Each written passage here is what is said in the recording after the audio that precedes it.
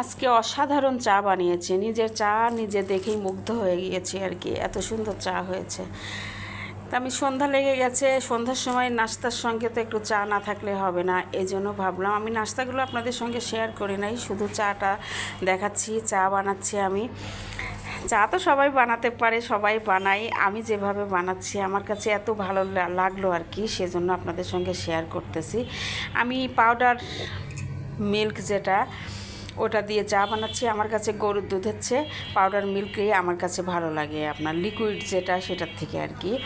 আমার কাছে খুব ভালো লাগে, স্বাদ লাগে বেশি চাটা, সেই জন্য আমি ওইটা দিয়েই চা বানাচ্ছি। এবং আমি একটু বেশি করে দিয়েছি দুধটা, চাটাও একটু বেশি করে দিয়েছি, কারণ হচ্ছে দুধ চাতে তো চায়ের পরিমাণ বেশি লাগে, মানে পাতিটা বেশি দিতে হয়, এ না হলে স্বাদটা আসে না সেরকম। দেখেন আমি একটু জাল করে নিচ্ছি সুন্দরভাবে, যাতে চায়ের রঙটা বের হয় সুন্দরভাবে।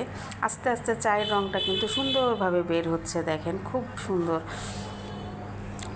আমার হয়ে গেল চাটা বানানো, আমি এখন কাপে ঢেলে নিয়েছি। দেখেন আমার চায়ের মাশাআল্লাহ কালারটা দেখেন, আর ঘনত্বটা দেখেন, যেমন দুধ দিয়েছি বেশি করে, আবার চা দিয়েছি, এত সুন্দর চাটা খেতে স্বাদ হয়েছিল বলার মতো না। ভালো লাগলে কমেন্ট করবেন।